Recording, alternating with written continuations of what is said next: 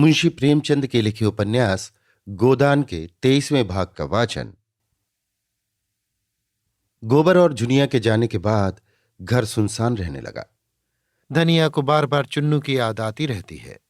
बच्चे की मां तो जुनिया थी, पर उसका पालन धनिया ही करती थी। वही उसे उपटन मलती, काजल लगाती, सुलाती और जब कामकाज से अवकाश मिलता उसे प्यार करती। वात्सल्य का ये नशा ही उसकी विपत्ति को भुलाता रहता था। उसका भोला भाला मक्खन सा मुंह देखकर वो अपनी सारी चिंता भूल जाती और स्नेहमय गर्व से उसका हृदय फूल उठता। वो जीवन का आधार अब न था। उसका सूना खटोला देखकर वो रो उठती।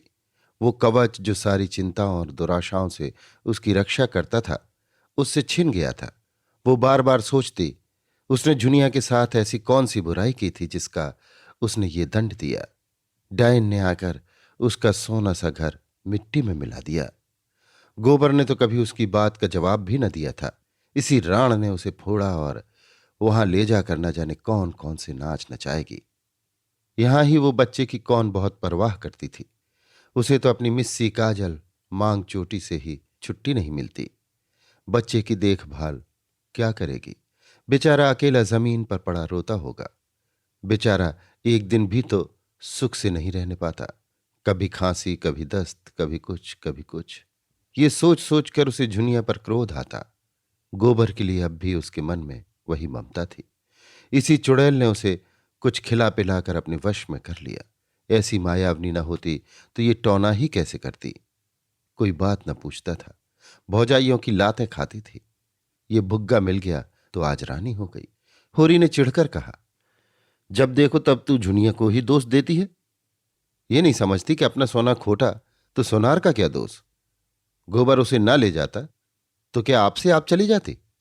शहर का दाना पानी लगने से लौंडे की आंखें बदल गई, ऐसा क्यों नहीं समझ लेती? धनिया गरज उठी, अच्छा चुप रहो। तुम्ही ने राण को मूड पर चढ़ा रखा था, नहीं मैंने पहले ही दिन झाड़ू मारकर निकाल दिया होता। खलिहान में डांठें जमा हो गई थीं। होरी बैलों को जुखर कर अनाज मारने जा रहा था। पीछे मुंह फेर कर बोला, मान ले बहू ने गोबर को फोड़ ही लिया तो तू इतना कुढ़ती क्यों है? जो सारा जमाना करता है वही गोबर ने भी किया। अब उसके बाल बच्चे हुए, मेरे बाल बच्चों के लिए क्यों अपनी सांसत कराए? क्यों हमारे सिर का बोझ अपने सिर पर रखे? तुम ही उपद्रव की जड़ हो तो मुझे भी निकाल दे। ले जा बैलों को, अनाज माड़, मैं हुक्का पीता हूं। तुम चलकर चक्की पीसो, मैं अनाज माड़ूंगी। विनोद में दुख उड़ गया, वही उसकी दवा है। धनिया प्रसन्न होकर रूपा के बाल गूंथने बैठ गई, जो बिल्कुल उलझ कर रह गए थे, और होरी खलिहान चला। रसिक बसंत सुगंध और प्रमोद और जीवन की विभूति लुटा रहा था, दोनों हाथों से, दिल खोलकर। कोयल आम की डालियों में छिपी अपनी रसीली मधुर आत्मस्पर्शी कूक से आशाओं को जगाती फिरती थी। महुए की डालियों पर मैनों की बारात सी लगी बैठी थी। नीम और सिरस और करौंदे अपनी महक में नशा सा घोल देते थे। होरी आमों के बाग में पहुंचा तो वृक्षों के नीचे तारे से खिले थे। उसका व्यथित निराश मन भी इस व्यापक शोभा और स्फूर्ति में आकर गाने लगा। हिया जरत रहत दिन रैन, आम की डरिया कोयल बोले, तनिक न आवत चैन। हिया जरत रहत दिन रैन। सामने से दुलारी सहुआइन गुलाबी साड़ी पहने चली आ रही थीं। पांव में मोटे चांदी के कड़े थे, गले में मोटी सोने की हंसली, चेहरा सूखा हुआ पर दिल हरा। एक समय था जब होरी खेत खलिहान में उसे छेड़ा करता था। वो भाभी थी, होरी देवर था। इस नाते से दोनों में विनोद होता रहता था। जब से साहजी मर गए, दुलारी ने घर से निकलना छोड़ दिया।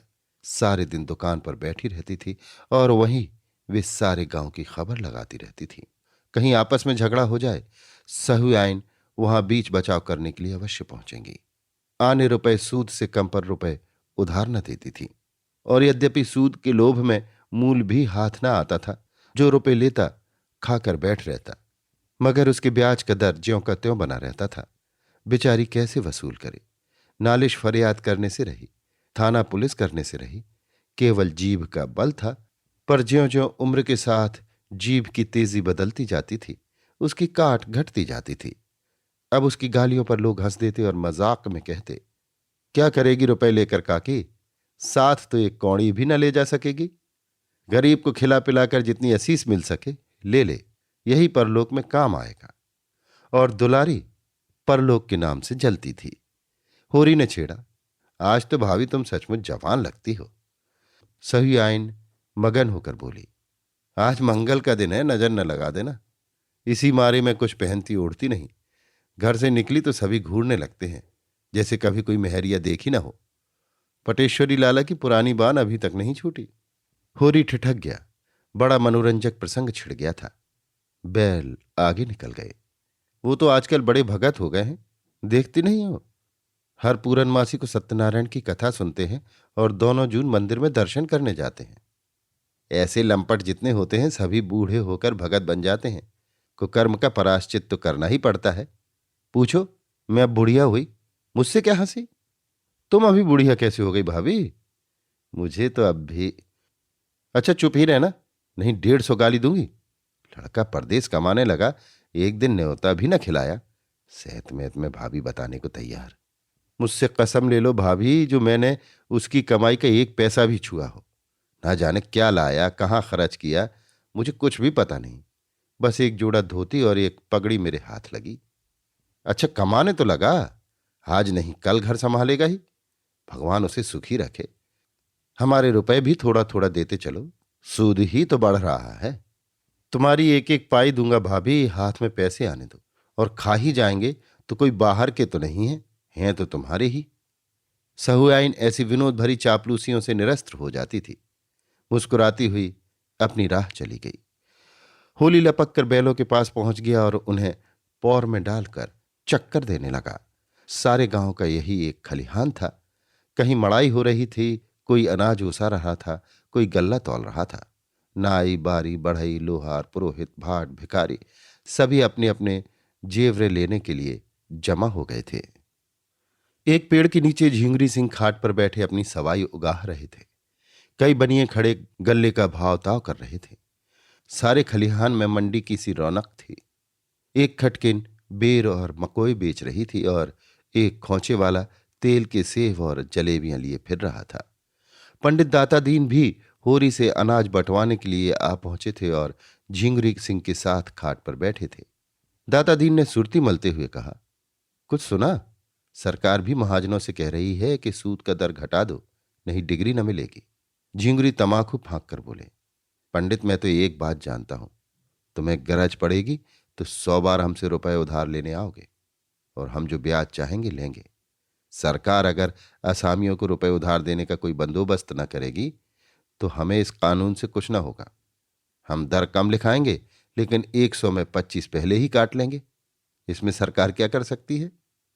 ये तो ठीक है, लेकिन सरकार भी इन बातों को खूब समझती है। इसकी भी कोई रोक निकालेगी, देख लेना। इसकी कोई रोक हो ही नहीं सकती। अच्छा अगर वो शर्त कर दे, जब तक स्टाम्प पर गांव के मुखिया या कारिंदा के दस्तखत न होंगे वो पक्का ना होगा, तब क्या करोगे? असामी को 100 बार गरज होगी, मुखिया के हाथ पांव जोड़ के लाएगा और दस्तखत कराएगा। हम तो 1/4 काट ही लेंगे और जो फंस जाओ, जाली हिसाब लिखा और गए 14 साल को। झिंगुरी सिंह जोर से हंसा, तुम क्या कहते हो पंडित? क्या तब संसार बदल जाएगा? कानून और न्याय उसका है जिसके पास पैसा है।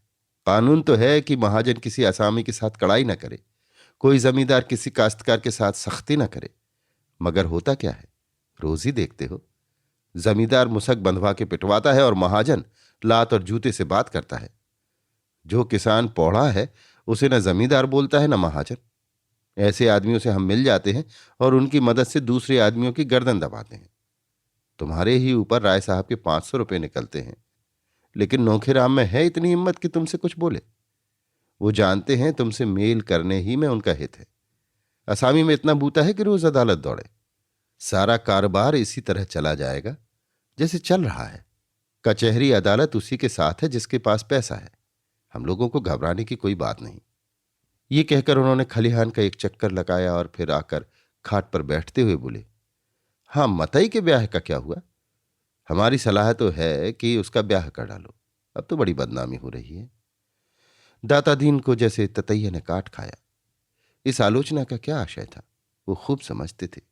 गर्म होकर बोले, पीठ पीछे आदमी जो चाहे बके, हमारे मुंह पर कोई कुछ कहे तो उसकी मूछें उखाड़ लूं। कोई हमारी तरह नेमी बन तो ले। कितनों को जानता हूं जो कभी संध्या बंदन नहीं करते, ना उन्हें धर्म से मतलब, ना कर्म से, ना कथा से मतलब, ना पुराण से। वो भी अपने को ब्राह्मण कहते हैं। हमारे ऊपर क्या हंसेगा कोई, जिसने अपने जीवन में एक एकादशी भी नागा नहीं की, कभी बिना स्नान पूजन किए मुंह में पानी नहीं डाला। नेम का निभाना ठीक है। कोई बता दे कि हमने कभी बाजार की कोई चीज खाई हो या किसी दूसरे के हाथ का पानी पिया हो, तो उसकी टांग की राह निकल जाओ। सिलिया हमारी चौखट नहीं लांघने पाती, चौखट। बर्तन भाड़ी छूना तो दूसरी बात है। मैं ये नहीं कहता कि मतई ये बहुत अच्छा काम कर रहा है, लेकिन जब एक बार बात हो गई तो ये पाजी का काम है कि औरत को छोड़ दे। मैं तो खुल्लम खुल्ला कहता हूं, इसमें छिपाने की कोई बात नहीं। स्त्री जाति पवित्र है। दादादीन अपनी जवानी में स्वयं बड़े रसिया रह चुके थे, लेकिन अपने नेम धर्म से कभी नहीं चुके। माता दीन भी सुयोग्य पुत्र की भांति उन्हीं के पद चिन्हों पर चल रहा था। धर्म का मूल तत्व है पूजा पाठ, कथा व्रत और चौका चूल्हा। जब पिता पुत्र दोनों ही मूल तत्व को पकड़े हुए हैं, तो किसकी मजाल है कि उन्हें पथ भ्रष्ट कह सके। झिंगुरी सिंह ने कायल होकर कहा, मैंने तो भाई जो सुना वो तुमसे कह दिया। दाता दीन ने महाभारत और पुराणों से ब्राह्मणों द्वारा अन्य जातियों की कन्याओं के ग्रहण किए जाने की एक लंबी सूची पेश की और ये सिद्ध कर दिया कि उनसे जो संतान हुई वो ब्राह्मण कहलाई, और आजकल के जो ब्राह्मण हैं वो उन्हीं की संतानों की संतान है। ये प्रथा आदिकाल से चली आई है और इसमें कोई लज्जा की बात नहीं। जिंगरी सिंह उनके पांडित्य पर मुग्ध होकर बोले, तब क्यों आजकल लोग वाजपेयी और सुकुल बने फिरते हैं? समय समय की प्रथा है और क्या। किसी में उतना तेज तो हो, विष खाकर उसे पचाना तो चाहिए। वो सतयुग की बात थी, सतयुग के साथ गई। अब तो अपना निबाह बरादरी के साथ मिलकर रहने में है। मगर करूं क्या, कोई लड़की वाला आता ही नहीं। तुमसे भी कहा, औरों से भी कहा, कोई नहीं सुनता। तुम्हें क्या लड़की बनाऊं? जिंगरी सिंह ने डांटा, झूठ मत बोलो पंडित। मैं 2 आदमियों को फांस फूंस कर लाया, मगर तुम मुंह फैलाने लगे तो दोनों कान खड़े करके निकल भागे। आखिर किस बिरते पर 1500 मांगते हो तुम? 10 बीघे खेत और भीख के सिवा तुम्हारे पास और क्या है? दाता दीन के अभिमान को चोट लगी। दाढ़ी पर हाथ फेर कर बोले, पास कुछ न सही, मैं भीख ही मांगता हूं, लेकिन मैंने अपनी लड़कियों के ब्याह में 500 दिए हैं। फिर लड़के के लिए 500 क्यों न मांगू? किसी ने सेंत मैत में मेरी लड़की ब्याह ली होती तो मैं भी सेंत में लड़का ब्याह लेता। रही हैसियत की बात, तुम जजमानी को भीख समझो, मैं तो उसे जमींदारी समझता हूं। जमींदारी मिट जाए, बंक घर टूट जाए, लेकिन जजमानी अंत तक बनी रहेगी। जब तक हिंदू जाति रहेगी तब तक ब्राह्मण भी रहेंगे और जजमानी भी रहेगी। सहालग में मजे से घर बैठे 100-200 फटकार लेते हैं। कभी भाग लड़ गया तो 400-500 मार दिया। कपड़े बर्तन भोजन अलग, कहीं न कहीं नित्य ही कार परोजन पड़ा ही रहता है। कुछ ना मिले तब भी 1-2 थाल और 2-4 आने दक्षिणा मिल ही जाते हैं। ऐसा चैन न जमींदारी में है न साहूकारी में। और फिर मेरा तो सिलिया से जितना उबार होता है उतना ब्राह्मण की कन्या से क्या होगा? वो तो बहुरानी बनी बैठी रहेगी, बहुत होगा रोटियां पका देगी। यहां सिलिया अकेली 3 आदमियों का काम करती है और मैं उसे रोटी की सिवा और क्या देता हूं? बहुत हुआ तो साल में 1 धोती दे दी। दूसरे पेड़ के नीचे दाता दीन का निजी पैरा था। 4 बैलों से मड़ाई हो रही थी। धन्ना चमार बैलों को हाँक रहा था। सिलिया पैरे से अनाज निकाल निकाल कर ओसा रही थी और माता दीन दूसरी ओर बैठा अपनी लाठी से तेल मल रहा था। सिलिया सांवली सलोनी छरहरी बालिका थी जो रूपवती न होकर भी आकर्षक थी। उसके हास में, चितवन में, अंगों के विलास में हर्ष का उन्माद था, जिससे उसकी बोटी बोटी नाचती रहती थी। सिर से पांव तक भूसे के अड़ुओं में सनी, पसीने से तर, सिर के बाल आधे खुले। वो दौड़ दौड़ कर अनाज ओसा रही थी, मानो तन मन से कोई खेल खेल रही हो। माता दीन ने कहा, आज सांझ तक नाच बाकी न रहे सिलिया। तू थक गई हो तो मैं आऊं? सिलिया प्रसन्न मुख बोली, तुम काहे को आओगे पंडित, मैं संध्या तक सब ओसा दूंगी। अच्छा, तो मैं अनाज ढो ढो कर रखाऊं? तू अकेली क्या क्या कर लेगी? तुम घबराते क्यों हो? मैं ओसा भी दूंगी और ढोकर रख भी आऊंगी। पहर रात तक यहां एक दाना भी न रहेगा। दुलारी सहुआइन आज अपना लेहना वसूल करती फिरती थी। सिलिया उसकी दुकान से होली के दिन 2 पैसे का गुलाबी रंग लाई थी। अभी तक पैसे न दिए थे। सिलिया के पास आकर बोली, क्यों री सिलिया, महीना भर रंग लाए हो गया, अभी तक पैसे नहीं दिए? मांगती हूं तो मटक कर चली जाती है। आज मैं बिना पैसा लिए न जाऊंगी। मातादीन चुपके से सरक गया था। सिलिया का तन और मन दोनों लेकर भी बदले में कुछ न देना चाहता था। सिलिया अब उसकी निगाह में केवल काम करने की मशीन थी और कुछ नहीं। उसकी ममता को वो बड़े कौशल से नचाता रहता था। सिलिया ने आंख उठाकर देखा तो मातादीन वहां न था। बोली, चिल्लाओ मत सहुआइन, ये ले लो, 2 की जगह 4 पैसे का अनाज। अब क्या जान लेगी? मैं मरी थोड़े ही जाती हूं। उसने अंदाज से कोई सेर भर अनाज ढेर में से निकालकर सहुआइन के फैले हुए अंचल में डाल दिया। उसी वक्त मातादीन पेड़ की आड़ से झल्लाया हुआ निकला और सहुआइन का अंचल पकड़कर बोला, अनाज सीधे से रख दे सहुआइन, लूट नहीं है। फिर उसने लाल लाल आंखों से सिलिया को देखकर डांटा, तूने अनाज क्यों दे दिया? किससे पूछ कर दिया? तू कौन होती है मेरा अनाज देने वाली? सहुआइन ने अनाज ढेर में डाल दिया और सिलिया हक्का बक्का होकर मातादीन का मुंह देखने लगी। ऐसा जान पड़ा जिस डाल पर वो निश्चिंत बैठी हुई थी वो टूट गई और अब वो निराधार नीचे गिरी जा रही है। खिसियाए हुए मुंह से आंखों में आंसू भरकर सहुआइन से बोली, तुम्हारे पैसे मैं फिर दे दूंगी सहुआइन, आज मुझ पर दया करो। सहुआइन ने उसे दयाद्र नेत्रों से देखा और मातादीन को धिक्कार भरी आंखों से देखती हुई चली गई। तब सिलिया ने अनाज उसाते हुए आहत गर्व से पूछा, तुम्हारी चीज में मेरा कुछ अख्तियार नहीं है? मातादीन आंखें निकाल कर बोला, नहीं, तुझे कोई अख्तियार नहीं है। काम करती है, खाती है, जो तू चाहे कि खा भी लुटा भी, तो ये यहां ना होगा। अगर तुझे यहां ना पड़ता हो, कहीं और जाकर काम कर। मजूरों की कमी नहीं है, सेंत में नहीं लेते, खाना कपड़ा देते हैं। सीलिया ने उस पक्षी की भांति जिसे मालिक ने पर काट कर पिंजरे से निकाल दिया हो मातादीन की ओर देखा। उस चितवन में वेदना अधिक थी या भर्त्सना, ये कहना कठिन है, पर उसी पक्षी की भांति उसका मन फड़फड़ा रहा था और ऊंची डाल पर उन्मुक्त वायुमंडल में उड़ने की शक्ति न पाकर उसी पिंजरे में जा बैठना चाहता था, चाहे उसे बेदाना बेपानी पिंजरे की तीलियों से सिर टकरा टकरा कर मर ही क्यों न जाना पड़े। सिलिया सोच रही थी, अब उसके लिए दूसरा कौन सा ठौर है? वो ब्याहता न होकर भी संस्कार में और व्यवहार में और मनोभावना में ब्याहता थी, और अब मातादीन चाहे उसे मारे या काटे, उसे दूसरा आश्रय नहीं है, दूसरा अवलंब नहीं है। उसे वो दिन याद आए, और अभी 2 साल भी तो नहीं हुए जब यही मातादीन उसकी तलवे सहलाता था, जब उसने जनेऊ हाथ में लेकर कहा था, सिलिया जब तक दम में दम है तुझे ब्याहता की तरह रखूंगा। जब वो प्रेमातुर होकर हार में और बाग में और नदी के तट पर उसके पीछे पीछे पागलों की भांति फिरा करता था, और आज उसका ये निष्ठुर व्यवहार, मुट्ठी भर अनाज के लिए उसका पानी उतार लिया। उसने कोई जवाब न दिया। कंठ में नमक के एक डले का सा अनुभव करती हुई आहत हृदय और शिथिल हाथों से फिर काम करने लगी।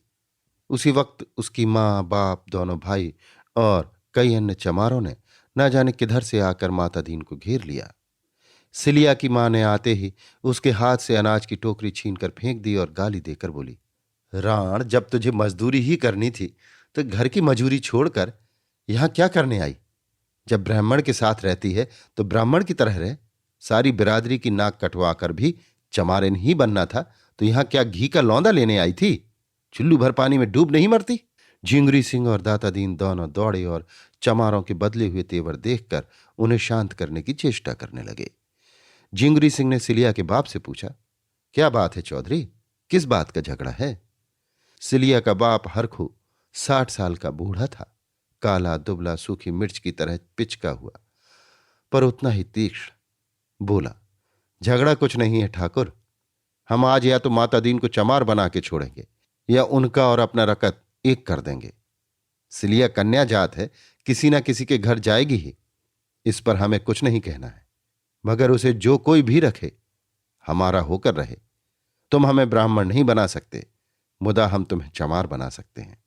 हमें ब्राह्मण बना दो, हमारी सारी बिरादरी बनने को तैयार है। जब ये समर्थ नहीं है तो फिर तुम भी चमार बनो, हमारे साथ खाओ पियो, हमारे साथ उठो बैठो, हमारी इज्जत लेते हो तो अपना धर्म हमें दो। दातादीन ने लाठी फटकार कर कहा, मुंह संभाल कर बातें कर हरखुआ, तेरी बिटिया वो खड़ी है, ले जा जहां चाहे। हमने उसे बांध नहीं रखा है, काम करती थी, मजूरी लेती थी, यहां मजूरों की कमी नहीं है। सिलिया की मां उंगली चमका कर बोली, वाह वाह पंडित, खूब न्याय करते हो, तुम्हारी लड़की किसी चमार के साथ निकल गई होती और तुम इस तरह की बातें करते तो देखती। हम चमार हैं इसलिए हमारी कोई इज्जत ही नहीं। हम सिलिया को अकेले न ले जाएंगे, उसके साथ माता दीन को भी ले जाएंगे जिसने उसकी इज्जत बिगाड़ी है। तुम बड़े नेमी धर्मी हो, उसके साथ सोओगे लेकिन उसके हाथ का पानी न पियोगे। यही चुड़ैल है कि ये सब सहती है। मैं तो ऐसे आदमी को माहौर दे देती। हरखू ने अपने साथियों को ललकारा। सुन ली इन लोगों की बात की नहीं? अब क्या खड़े मुंह ताकते हो? इतना सुनना था कि दो चमारों ने लपक कर माता दीन के हाथ पकड़ लिए। तीसरे ने झपट कर उसका जनेऊ तोड़ डाला और इसके पहले कि दाता दीन और झींगुरी सिंह अपनी अपनी लाठी संभाल सकें, दो चमारों ने माता दीन के मुंह में एक बड़ी सी हड्डी का टुकड़ा डाल दिया। माता दीन ने दांत जकड़ लिए, फिर भी वो गिनहौनी वस्तु उनके ओठों में तो लग ही गई। उन्हें मितली हुई और मुंह आप से आप खुल गया और हड्डी कंठ तक जा पहुंची। इतने में खलिहान के सारे आदमी जमा हो गए। पर आश्चर्य कि कोई इन धर्म के लुटेरों से मुजाहिम न हुआ। माता दीन का व्यवहार सभी को नापसंद था। वो गांव की बहू बेटियों को घूरा करता था, इसलिए मन में सभी उसकी दुर्गति से प्रसन्न थे। हाँ, ऊपरी मन से लोग चमारों पर रोब जमा रहे थे। होरी ने कहा, अच्छा बहुत हुआ हरखू, भला चाहते हो तो यहां से चले जाओ। हरखू ने निडरता से उत्तर दिया, तुम्हारे घर में भी लड़कियां हैं होरी में, तो इतना समझ लो। इस तरह गांव की मर्जाद बिगड़ने लगी तो किसी की आबरू न बचेगी।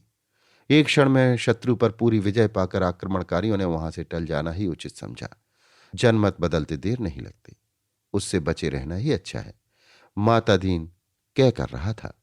दाता दीन ने उसकी पीठ सहलाते हुए कहा, एक एक को 5-5 साल के लिए न भिजवाया तो कहना 5-5 साल तक चक्की पिसवाऊंगा। हरखू ने हेकड़ी के साथ जवाब दिया, इसका यहां कोई गम नहीं।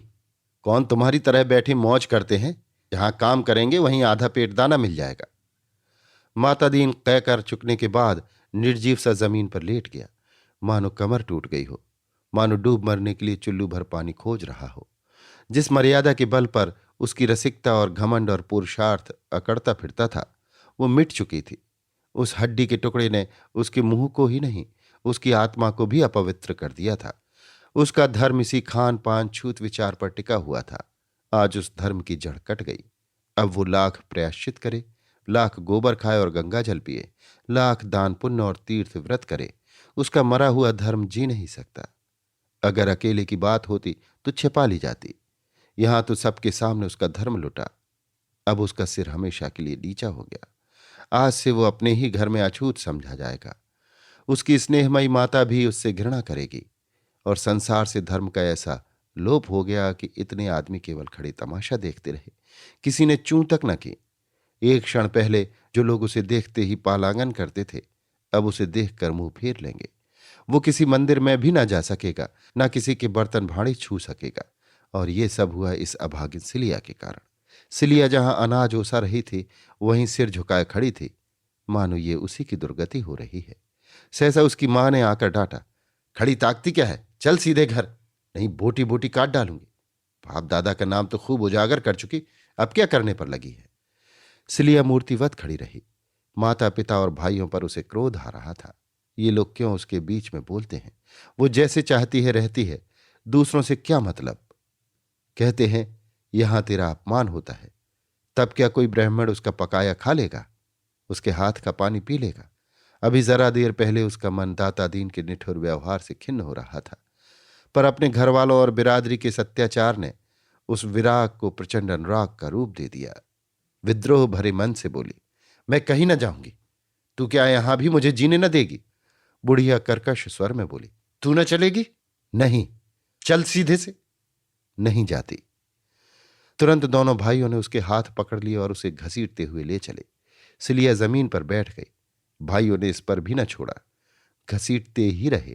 उसकी साड़ी फट गई, पीठ और कमर की खाल छिल गई, पर वो जाने पर राजी न हुई। तब हरखू ने लड़कों से कहा, अच्छा अब इसे छोड़ दो, समझ लेंगे मर गई, मगर अब जो कभी मेरे द्वार पर आई तो लहू पी जाऊंगा। सिलिया जान पर खेल कर बोली, हां जब तुम्हारे द्वार पर आऊं तो पी लेना। बुढ़िया ने क्रोध के उन्माद में सिलिया को कई लातें जमाई और हरखू ने उसे हटा न दिया होता तो शायद प्राण ही लेकर छोड़ती। बुढ़िया फिर झपटी तो हरखू ने उसे धक्के देकर पीछे हटाते हुए कहा, तू बड़ी हत्यारे ने कलिया, क्या उसे मार ही डालेगी? सिलिया बाप के पैरों से लिपट कर बोली, मार डालो दादा, सब जने मिलकर मार डालो। हाय अम्मा, तुम इतनी निर्दयी हो, इसीलिए दूध पिलाकर पाला था।